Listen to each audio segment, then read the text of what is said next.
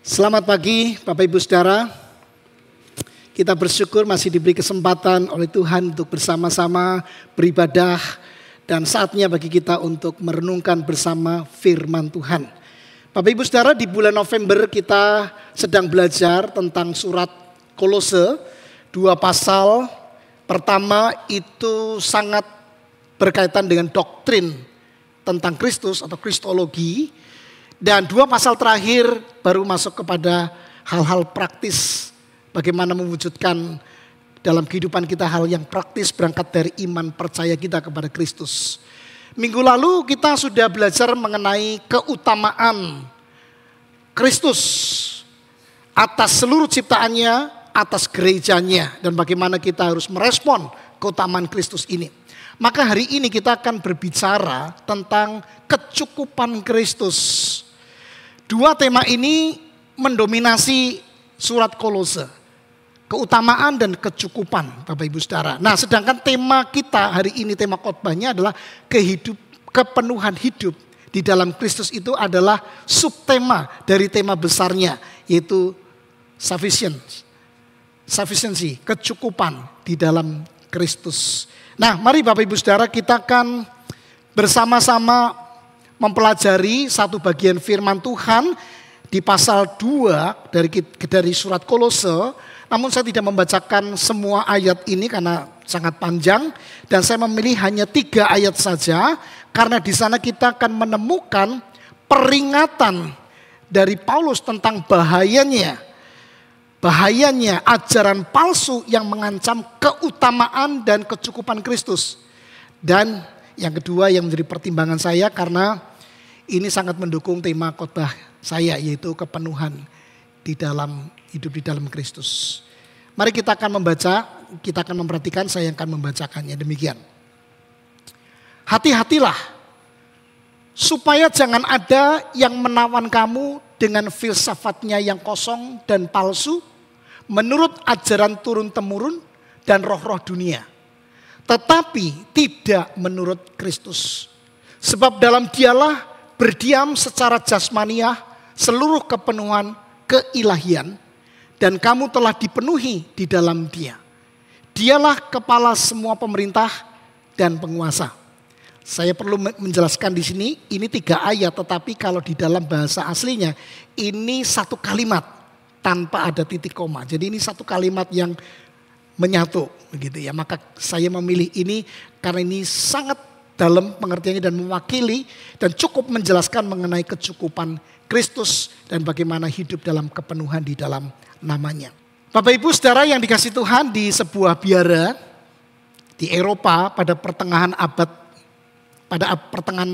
pertengahan di Eropa ada sebuah biara yang ya kita tahu biara itu sangat menekankan soal disiplin rohani dan bagaimana para rahib, orang-orang yang belajar di sana itu harus menciptakan keheningan supaya bisa berjumpa dengan Tuhan, bisa lebih dekat dengan Tuhan di dalam doa-doanya, bisa merasakan kehadiran Tuhan. Nah, tetapi masalahnya adalah ketika para rahib ini memasuki kapel, memasuki biara untuk berdoa di sana, yang namanya kunci kamar, kunci lemari yang diikatkan di pinggang itu membuat bunyi yang mengganggu ibadah. Nah, jadi biara-biara para rahib ini yang ibadah itu bunyi kenceng-kenceng, apalagi kalau mau berdoa, bergerak ke sana, bergerak ke situ, bunyi. Maka akhirnya seorang frater bernama Frater Gregorius memberikan satu perintah agar menyelamatkan situasi dari kebisingan itu, lalu memberikan perintah. Kunci-kunci itu diikatkan di luar pintu kapel. Diikatkan di sana, lalu Anda baru masuk dan berdoa. Lalu setelah selesai, mereka mengambil lagi kunci-kuncinya, masuk ke kamar, buka pintu dan sebagainya. Nah, Bapak Ibu Saudara, awalnya tindakan menggantungkan kunci ini hanyalah sebuah upaya praktis untuk menjaga ketenangan. Tapi dengan berjalannya waktu, Bapak Ibu Saudara, sesuatu yang sifatnya praktis dan teknis ini berubah menjadi ritual yang dipandang sebagai simbol pelepasan beban duniawi.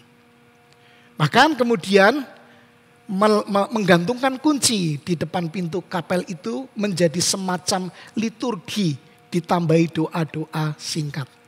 Jadi saudara bisa membayangkan waktu menaruh kunci sambil mengucapkan doa, lalu masuk ke dalam kapel dan berdoa. Kemudian setelah keluar ngambil kunci lagi, berdoa lagi. Lama-lama tanpa mereka sadari itu menjadi semacam ritual dan hal yang penting di dalam liturgi. Sampai-sampai ketika mulai ada yang kritis. Loh, ini kok sesuatu yang aneh gitu. Lalu dikritikin sama si senior-seniornya. Kamu kalau melanggar itu, kamu belum siap untuk memasuki kapel. Kamu harus melepaskan beban hidupmu itu. Taruhlah itu di depan pintu kapel itu. Saudara, kisah ini nampak lebay ya, berlebihan ya. Tetapi ini adalah kenyataan dalam sejarah, Bapak Ibu Saudara. Terjadi pada abad pertengahan. Itu terjadi di masa lalu, tetapi sangat bisa jadi bisa kita lakukan kembali pada zaman ini ketika kita terjebak di dalam jebakan-jebakan legalisme. Apa itu legalisme? Legalisme itu begini Bapak Ibu Saudara. Ketika kita tidak melakukan sesuatu, kita akan berdosa. Sesuatu ini sesuatu yang bersifat ritual, keagamaan, perintah Tuhan. Lalu kita menjadi takut karena kita tidak melakukannya. Kita menjadi terhukum karena tidak melakukannya. Dan kita tidak mendapatkan perkenanan Tuhan. Itu spirit legalisme. Nah ketika kita tanpa sadar terjebak di dalam legalisme seperti ini. Maka saya bisa memastikan. Kita pasti tidak lagi menghargai karya penebusan Kristus yang purna dan sempurna. Karena kita menganggap masih kurang pada Kristus. Pada karyanya itu masih kurang sehingga kita perlu melakukan ritual-ritual tertentu. Sehingga kita merasa yakin saya pasti selamat. Yakin pasti saya dijagainya. Nah ketika kita terjebak dalam hal ini. Kita akan membuang Kristus dalam kehidupan kita. Kita akan menyingkirkan dia. Dan kita terjebak di dalam legalisme yang membuat kita kehilangan damai sejahtera. Bapak Ibu Saudara, spirit legalisme ini yang ditentang oleh Paulus di dalam surat Kolose pasal yang kedua khususnya. Karena spirit ini mengancam keutamaan dan kecukupan Kristus bagi hidup kita. Mari kita melihat peringatan seperti apa yang Paulus sampaikan kepada Kolose dan kepada kita hari ini. Kita akan membaca kembali ayat itu, ya, ayatnya yang ke-8. Mari saya mengundang Bapak Ibu Saudara untuk membaca yang kuning saja bersama-sama. 1, 2, 3. Hati-hatilah supaya jangan ada yang menawan kamu dengan filsafatnya yang kosong dan palsu menurut ajaran turun-temurun dan roh-roh dunia. Tetapi tidak menurut Kristus. Bapak Ibu Saudara, apa yang dimaksud dengan filsafatnya yang kosong dan palsu ini? Kalimat selanjutnya cukup memberikan keterangan atau penjelasan yang dimaksud dengan filsafat di sini itu apa. Kalimat menurut ajaran turun-temurun atau menurut keyakinan, kepercayaan nenek moyang dan roh-roh dunia. Lalu ditambahi dengan lawan katanya, tetapi yang tidak menurut Kristus. Dan karena itu kemudian Paulus memberikan tambahan keterangan pada kata filsafat, yaitu kosong dan palsu. Gak ada artinya. Dan bahkan menipu, palsu dan menipu. Nah kalau begitu saudara, tentu filsafat yang dimaksud ini bukan filsafat seperti yang kita pahami sekarang. Sebagai satu disiplin ilmu untuk mencari kebijaksanaan. Mempertanyakan dengan kritis segala sesuatu dan mencari makna di balik segala sesuatu itu. Itu disiplin ilmu filsafat bukan? Jadi mencari makna-makna di balik segala sesuatu yang terjadi di dalam kehidupan kita. Nah, filsafat yang diberikan catatan kosong dan palsu ini yang menurut ajaran turun-temurun dan roh-roh dunia bahkan bertentangan dengan Kristus, pasti bukan filsafat yang seperti kita pahami sekarang ini. Lalu seperti apa? Nah, kalau Bapak Ibu membaca ayat 16 sampai 23 di pasal yang kedua yang tidak akan saya bacakan, maka kita akan menemukan detailnya. Tapi cukuplah kita pahami intinya. Jadi intinya itu begini saudara. Yang dimaksud dengan filsafat yang kosong dan palsu itu sejenis asketisme campuran antara Yudaisme dan kepercayaan Romawi kuno. Agama mistis Romawi kuno. Percampuran asketisme itu apa? Sebuah kepercayaan yang diyakini bahwa kalau seseorang itu menderita, kalau seseorang itu berpuasa dan menyakiti dirinya sendiri, maka dia akan mendapatkan perkenanan Tuhan. Dia akan sampai kepada tingkatan spiritual yang lebih tinggi. Jadi semakin menyiksa diri, semakin melakukan ketaatan setiap hukum-hukum, aturan-aturan agama, dia akan mencapai tingkat spiritualitas yang lebih tinggi. Itu asketisme. Nah, Bapak Ibu Saudara, ini adalah campuran asketisme Yudaisme dan Romawi kuno. Itu bisa nampak di ayat 16 dan 18. Saudara, saya sebutkan secara cepat. Unsur Yudaisme misalnya ada larangan makanan-makanan tertentu. Kita mengenal haram dan halal di situ. Lalu ada aturan tentang bulan baru, ada aturan tentang Sabat. Ini sangat Yudais. Dia sangat-sangat ke Yahudi. Ini sangat-sangat Yudaisme. Orang Yahudi pasti tahu tentang aturan-aturan hukum moral seperti itu. Aturan-aturan keagamaan seperti itu. Tapi juga ada unsur agama mistis orang Romawi, yaitu apa? Suka pada penglihatan-penglihatan. Bahkan mereka menyembah kepada malaikat-malaikat tertentu. Jadi kita bisa membayangkan ini, apa yang dihadapi oleh jemaat Kolose dengan penyesatan yang terjadi yang disebut filsafat yang kosong itu, asketisme campuran Yudaisme dan Romawi kuno. Dan ini sangat berbahaya. Karena ketika sebuah ritual keagamaan dengan spirit untuk mendapatkan tingkatan kerohanian tertentu, untuk mendapatkan perkenanan Tuhan, hal itu akan merendahkan Kristus dan karya penebusannya yang sempurna di dalam hidup kita. Sangat berbahaya. Itu sebabnya Paulus berkata menggunakan satu istilah di dalam peperangan, yaitu menawan.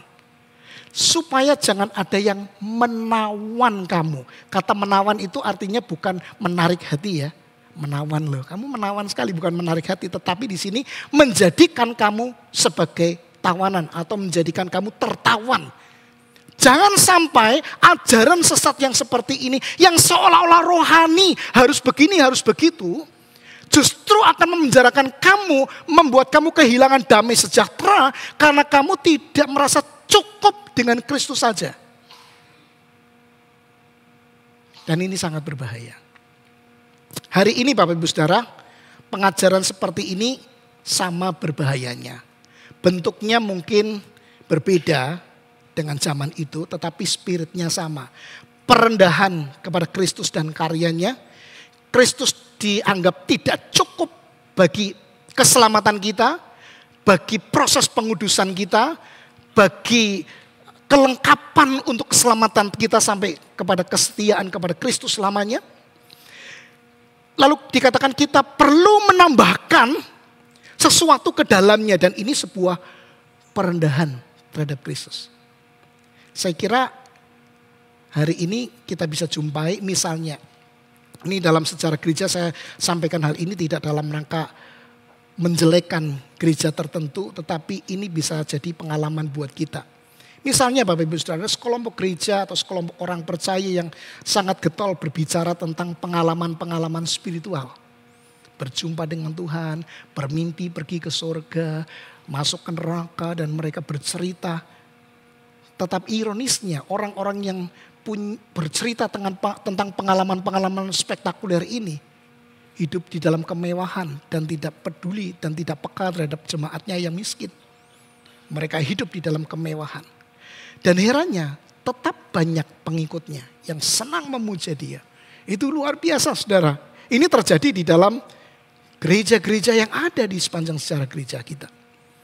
Dan mungkin saudara juga pernah dikatakan begini, kamu bisa bahasa roh enggak? Oh enggak, wah kamu kurang afdol. Kamu harus bisa berbahasa roh. Ya, ayo kamu belajar berbahasa roh. Karena kalau kamu belum bisa berbahasa roh, kamu belum mencapai tingkat spiritualitas tertentu. Apalagi ternyata kamu dibaptis secara percik. Wah, itu enggak alkitabiah. Kamu harus dibaptis ulang dengan cara selam. Apalagi ketika kamu tidak bisa berbahasa roh. Kamu harus dibaptis, kalau perlu dibaptis lagi sampai di sungai Yordan. Ada begitu banyak orang Kristen yang punya mimpi baptis di sungai Yordan karena pikirnya itu akan lebih spiritual. Akan mengalami Kristus dan puncak yang tertinggi di sana, pikirnya begitu. Hati-hati, gereja itu bisa terjebak pada pengejaran keberhasilan spiritual dengan melakukan hal-hal yang ditambah-tambahkan. Kristus menjadi tidak cukup. Tapi mungkin Bapak Ibu Saudara berkata begini, gereja kita kan tidak begitu. Betul, gereja kita tidak mengajarkan baptis ulang. Kita menerima dari gereja manapun yang sudah dibaptis, tidak pernah untuk dibaptis ulang. Kita juga tidak mengharuskan orang untuk berbahasa roh. Dan mengajarkannya kita juga tidak. Saudara kalau tidak bisa berbahasa roh, no problem, bisa bahasa roh, silakan gunakan secara pribadi. Tidak di dalam ibadah bersama-sama karena semua kan ada aturannya. Jadi kita tetap menghargai, kita menerima siapapun karena iman percaya kepada Kristus saja. Tidak perlu plus yang lain. Dan kita berkata kita enggak kok. Tapi jangan-jangan. Saya berpikir begini. Kita bisa terjebak dengan kesombongan terhadap keberhasilan kita dalam disiplin rohani tertentu. Misalnya, kita berdoa, kita membaca Alkitab dengan rutin, kita bahkan ikut kelompok kecil, lalu kita melayani Tuhan, tanpa sadar kalau itu dianggapnya sebagai tingkatan spiritual yang lebih tinggi. Dan dengan begitu kita pasti mendapatkan perkenanan Tuhan. Lalu kita mengharapkan berkat Tuhan lebih banyak lagi diberikan kepada kita. Itu sebuah perendahan terhadap Kristus yang sempurna. Yang cukup di dalam dia. Lalu kita menambahkan disiplin rohani. Disiplin rohani Bapak Ibu Saudara, seharusnya menjadi sarana kita untuk mengucap syukur dan mengalami pertumbuhan rohani. Jadi membaca Alkitab itu sarana kita bertumbuh. Sarana bersyukur kita kepada Tuhan karena Tuhan sudah memberkati kita, memberikan keselamatan kepada kita. Tapi jangan sampai sarana-sarana yang baik ini bergeser menjadi tujuan pencapaian keberhasilan spiritualitas kita. Wah, kalau saat teduh lebih dadanya lebih dibusungkan gitu ya, keren, melayani setia sampai sekarang, wah bangga gitu kan. Hati-hati, ketika kebanggaan kita menempati posisi yang tinggi seolah-olah Kristus tidak cukup bagi keselamatan kita, bagi kepuasan rohani kita, kita telah melakukan perendahan kepada Kristus itu sendiri. Nah karena itu betapa pentingnya Paulus menekankan soal kecukupan Kristus. Tidak ada kebaikan yang bisa kita lakukan yang bisa menambahkan kasih Kristus kepada kita. Juga tidak ada dosa yang dapat mengurangkan kasih Kristus kepada kita. Kristus itu sebagai pribadi yang sempurna yang mengasihi kita, bukan bergantung kepada siapa kita.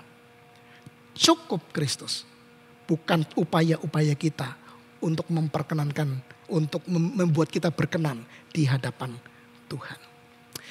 Bapak Ibu Saudara, karena itu hari ini kita akan belajar memahami lebih serius pemahaman tentang hanya Kristus. Pertanyaannya kenapa hanya Kristus cukup bagi kita? Jawabannya ini. Kristus adalah kepenuhan Allah yang sempurna. Kristus adalah kepenuhan Allah yang sempurna. Mari kita membaca ayat ini bersama-sama yang diberi warna kuning. 1, 2, 3. Sebab dalam dialah berdiam secara jasmania seluruh kepenuhan keilahan. Ini terjemahan kedua ya, jadi saya agak biasakan kealahan ya. Jadi kepenuhan keilahian. Saudara, Paulus memulai dengan kata sebab. Kata sebab ini pasti ada kaitannya dengan kalimat sebelumnya. Jadi kalimat sebelumnya itu bicara tentang kewaspadaan terhadap pengajaran yang sesat. Nah, solusi terhadap itu adalah Kristus saja. Hanya menurut Kristus saja. Lalu dijawab, kenapa kok Kristus saja?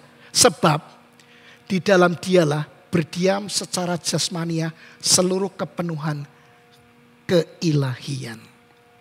Saudara, waktu saya membaca firman Tuhan ini dan mencari makna di balik kata-kata ini, saya ingat kata berdiam ini mengingatkan saya pada satu peristiwa di Perjanjian Lama di mana Allah itu berkenan hadir dan berdiam di dalam bait sucinya. Kita tahu itu ya. Jadi Allah hadir dan berdiam di dalam bait sucinya. Nah, sekarang kata berdiam ini dikenakan untuk Kristus. Kalau dulu Allah hadir di dalam bait sucinya, sekarang Allah hadir di dalam tubuh Kristus. Kristus adalah kepenuhan Allah yang sempurna. Kalau dulu di Perjanjian Lama kehadiran Allah itu bisa sewaktu-waktu. Bisa naik, bisa turun, bisa meninggalkan bait suci. Tetapi di dalam Kristus kepenuhan kealahan itu permanen. Kehadiran Allah di dalam Yesus itu permanen. Dan saudara perhatikan kalimat ini, garis bawahi kata seluruh kepenuhan keilahian, bukan separuh keilahian. Jadi saudara, Kristus itu bukan separuhnya Allah dan separuhnya manusia, tapi sepenuhnya Allah dan sepenuhnya manusia. Itu Kristus.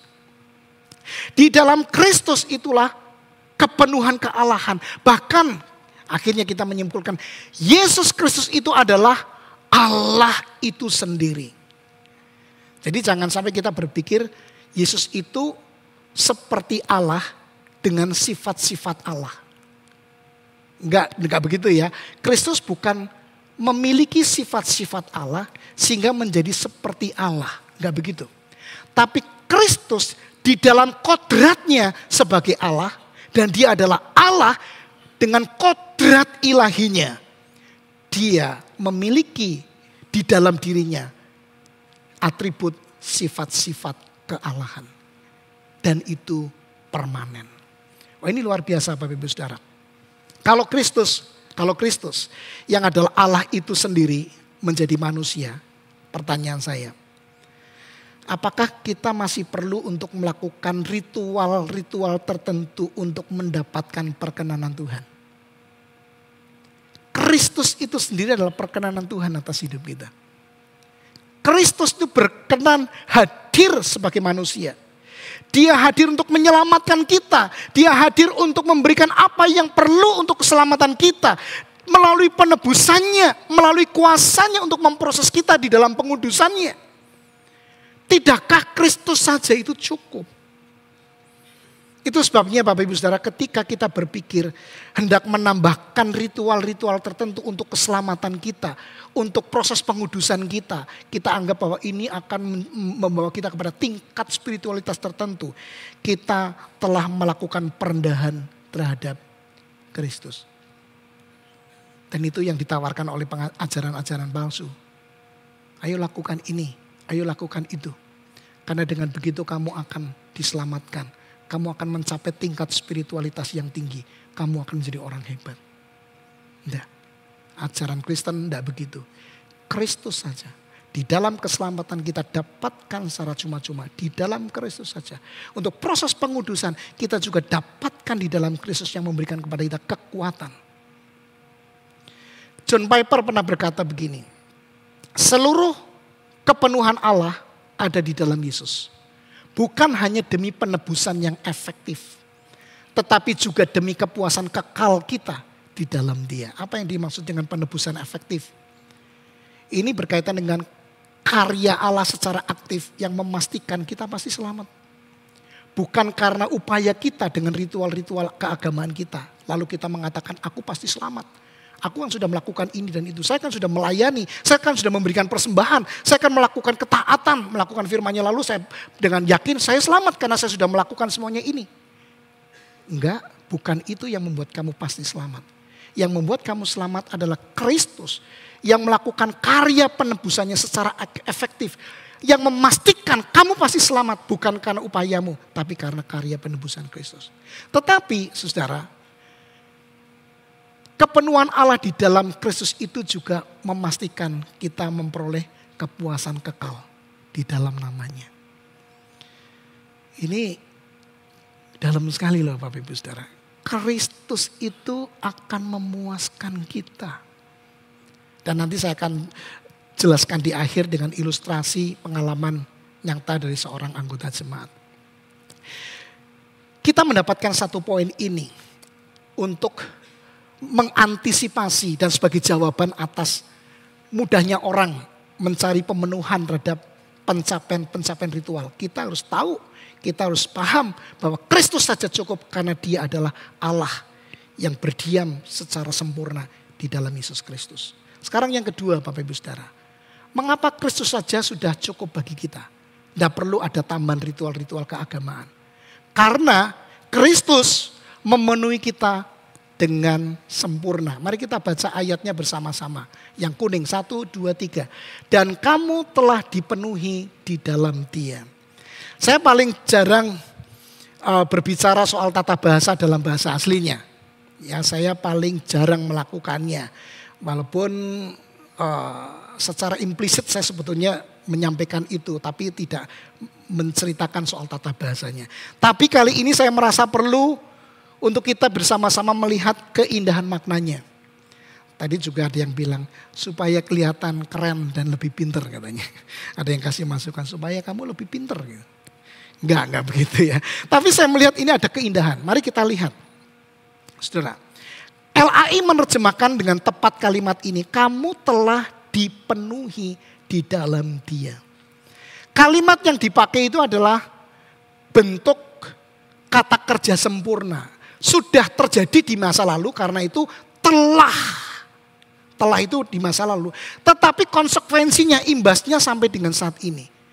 Pemenuhan Kristus di dalam kehidupan kita itu berlangsung sampai sekarang. Bukan cuma dulu ketika kita menerimanya dengan iman dan percaya. Tetapi sampai dengan saat ini. Dan kalimat kata kerja yang bagus di situ adalah dipenuhi, pasif. Artinya apa? Kita cuma menerima. Kita tidak punya andil untuk membuat Allah itu berkenan memenuhi hidup saya. Berkenan tinggal di dalam hidup saya. Enggak. Ini pekerjaan Allah secara bebas dalam kedaulatannya untuk tinggal, berdiam, memenuhi hidup kita. Maka kita dipenuhi, kita pasif. Jadi kita tidak punya andil apa-apa sebetulnya dalam hal hidup yang dipenuhi oleh Kristus. Kristus yang memilih untuk memenuhi hidup kita. Kalau kita memahami hal ini, saya yakin kita tidak akan mudah untuk mencari yang lain yang dianggap masih kurang. Saudara, Kristus itu adalah pribadi Allah tadi. Tetapi di dalam Kristus juga terdapat kekayaan hikmat. Jadi kalau Kristus memenuhi hidup kita, hikmatnya pun akan mengontrol hidup kita. Sehingga segala sesuatunya akan menjaga kita dari kesesatan pengajaran-pengajaran. Kristus cukup. Firman-Nya yang adalah hikmat Allah itu memenuhi hidup saya. Maka itu akan mengontrol saya, menjaga saya dari kesesatan ajaran-ajaran yang sepertinya nampak rohani tetapi merendahkan Kristus. Bapak Ibu Saudara, saya bertanya kepada Bapak Ibu Saudara, apa sih yang membuat makanan menjadi enak? Tadi pagi juga saya bertanya, lalu di sebelah kanan saya ini agak nakal sedikit, ngomong begini, gratis Pak. Jadi kalau gratis itu makanan lebih enak. Ya ada betulnya ya. Saya sering diajak makan gitu. Jadi makanannya tambah enak karena gratis. Tapi saya juga mesti harus belajar juga membayari gitu ya. Walaupun sering kali cuma enggak usah, enggak, tetap gantian dong. Ya, masa hamba Tuhan digratisi terus. Saudara, betul gratis itu bisa menambah selera makan. Tapi mungkin ada yang mengatakan bumbu masaknya oke, atau ada unsur babinya. Wah, saya setuju. Babi itu makanan terenak seluruh dunia. Ya, jadi kalau ada yang menolak babi itu tidak akan pernah menikmati dunia. Makanan paling enak itu babi. Tapi saudara, seandainya kita sudah kenyang, kita sudah warak, makanan seenak apapun tidak akan mengundang selera kita. Jadi saya akan menjawab pertanyaan apa yang membuat makanan kita menjadi enak. Rasa lapar. Istriku itu sering bilang gini, kamu kalau lapar itu jadinya ngeragas. Jadi makanya kalau saya sudah lapar sekali itu ya, kepinginnya kalau makan itu pesennya rada banyak. Tapi dia mengendalikan nasi separuh aja gitu. Tapi saya sudah kepengen banget membayangkan nasinya banyak gitu kan. Satu, ternyata begitu sampai separuh sudah kenyang karena ada lauk-lauknya yang lain itu bikin kenyang. Gitu. Jadi rasa lapar itu membuat makanan apapun jadi lebih enak. Tapi begitu perut kita kenyang, makanan yang enak sekalipun kita tidak akan tertarik untuk makan karena penuh. Seperti itulah kalau kita menyadari kepenuhan Kristus di dalam hidup kita, memenuhi hidup kita, kita tidak akan terus mencari pemenuhan-pemenuhan di tempat lain. Dengan ritual-ritual yang kita anggap, wah ini kurang, ini kurang. Ini sudah penuh memenuhi hidup kita. Waktu saya membayangkan bagian ini ya, Kristus itu memenuhi hidup saya itu sangat terharu ya. Sampai istriku bilang, wes ojo nangis gitu. Ojo nangis, saya gampang nangis gitu ya. Ojo nangis gitu. Iya. Nek khotbah juga jangan nangis gitu ya. Karena saya kadang tersentuh gitu. Ya ampun, saudara bisa bayangkan gak sih? Kristus yang adalah kepenuhan Allah yang sempurna.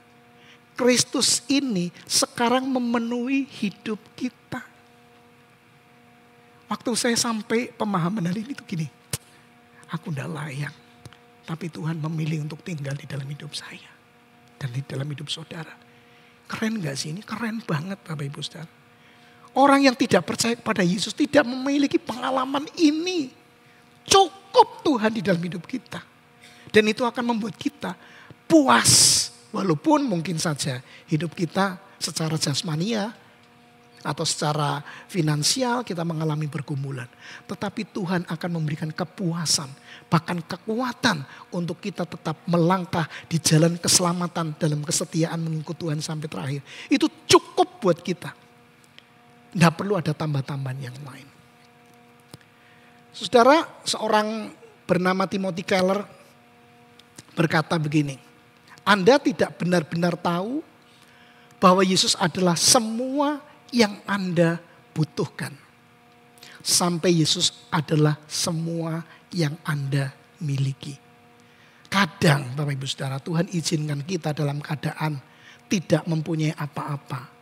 Sampai kita sadar hanya Kristus yang saya miliki. Dan ketika hanya Kristus yang saya miliki, kita benar-benar tahu dan sadar Yesus itu adalah semua yang kita butuhkan. Tidak ada yang lain. Tidak ada yang lain.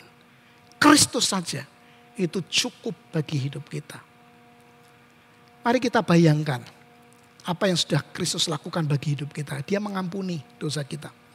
Dia menebus kita dari perbudakan dosa. Kita didamaikan oleh Allah di dalam Kristus. Kita dinyatakan benar oleh Kristus. Kita diangkat ke dalam keluarga Allah sebagai anak-anak Allah. Kita menjadi ahli warisnya. Kita bahkan aman di dalam Kristus.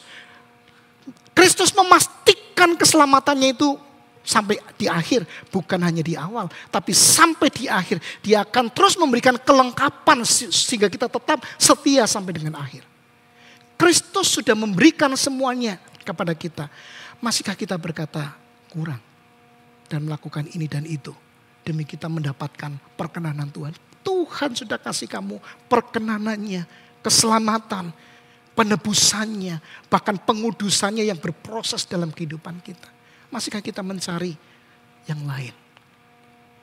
Bapak Ibu Saudara, godaan terbesar dalam kehidupan kita adalah ketika kita merasa diri mampu, sehingga kita tidak membutuhkan Tuhan. Ini godaan terbesar. Oleh karena itu, seringkali Tuhan mengizinkan kita dalam keadaan nothing, kita tidak punya apa-apa selain Kristus. Sehingga kita sadar hanya Kristus yang kita butuhkan. Saudara, beberapa waktu lalu saya mendengar anggota jemaat yang bersaksi, yang ngobrol dengan saya secara pribadi. Dia bercerita pengalamannya sangat berat. Pengalaman masalah yang dialami sangat berat. Dan saya sudah izin kemarin untuk saya sampaikan di khotbah. Dan dia oke, kalau itu jadi berkat silahkan. Bapak Ibu Saudara, dia 3 kali mengalami pukulan, katakan dia bilang pukulan yang berat. Yang pertama pada waktu tahun 98 resesi itu, udah lewat. Yang kedua pada masa Covid. Tetapi yang ketiga ini yang paling berat dia bilang. Yaitu ketika tempat usahanya terkena imbas longsoran tanah longsor gitu ya. Itu menutupi semua area yang menjadi tempat dia berusaha di situ. Hancur. Dijual nggak laku Bapak Ibu Saudara, karena ini tanah longsor dan berpotensi longsor dan tidak akan pernah laku dibangun lagi di situ, apapun usaha apapun di situ nggak laku. Dan dia harus membayar hutang bank dan dia karena itu harus menjual aset-aset yang masih ada untuk membayar hutang. Dan dia berkata, saya mulai dari nol. Saya mulai dari nol. Sampai-sampai ada seorang temannya yang mau membantu minjemin duit. Lalu ada satu kalimat yang membuat saya terenyuh. Ketika dia berkata begini. Untung Musa, saya masih punya Tuhan. Kalau enggak, saya akan gila. Mendengar itu saya tersentuh. Kalau enggak ada Tuhan, saya akan gila. Mungkin pengalaman ini menjadi pengalaman kita. Saya tahu juga beberapa anggota jemaat ada di dalam kesulitan. Tapi kenapa saudara masih tetap di dalam Tuhan? Tapi kenapa saudara masih tetap berjuang untuk setia mengiring Tuhan? Tidakkah itu karena kekuatan Tuhan yang ada di dalam hidup kita? Tuhan yang adalah harapan kita. Sehingga Tuhan adalah cukup bagi saya. Cukup, tidak perlu yang lain. Dia kekuatan, dia harapan.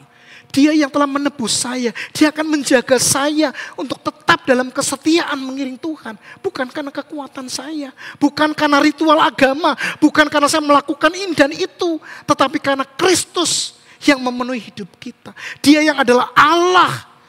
Yang disebutkan kepenuhan kealahan itu berdiam di dalam Yesus. Memenuhi hidup kita. Cukup Kristus saja. Tidak ada yang lain. Maka hari ini Bapak Ibu Saudara, saya ingin mengundang Bapak Ibu untuk memuji Tuhan, mengucap syukur. Kalau sampai hari ini kita masih dalam kesetiaan mengiring Tuhan, percaya Yesus, walaupun jalan hidup tidak selalu baik, bukan? Tetapi kalau ada di antara Bapak Ibu yang belum sungguh-sungguh percaya, ini kesempatan bagi Bapak Ibu untuk menerima Dia. Biarkan Tuhan itu tinggal di dalam hidup dan membuat saudara cukup. Saudara tidak perlu mencari pemuasan di tempat lain. Kristus yang akan memuaskan kita. Kristus yang akan menjaga kita dalam kesetiaan sampai akhir hidup kita. Tetap menyembah Kristus. Mari Bapak Ibu Saudara, kita memakai waktu yang ada untuk bersyukur. Menyembah Tuhan. Mempercayai Dia. Menjadikan Dia satu-satunya andalan dalam kehidupan kita. Menjadikan Dia satu-satunya kekuatan dan harapan di dalam kehidupan kita. Mari kita teduh sejenak di hadapan Tuhan. Kita berdoa, kita bersyukur. Kita boleh mengenal Kristus. Kita boleh percaya kepada Dia. Kita boleh ada di dalam kesetiaan mengiring Dia. Meskipun jalan hidup kita ada di dalam kesulitan. Kita tetap sebagai anak-anaknya. Tuhan cukup di dalam kehidupan kita. Menjaga kita. Kita tidak perlu melakukan apapun yang seolah-olah kita mengatakan Tuhan tidak cukup bagi kita. Bersyukurlah, sembahlah Tuhan. Karena Dia cukup buat kita.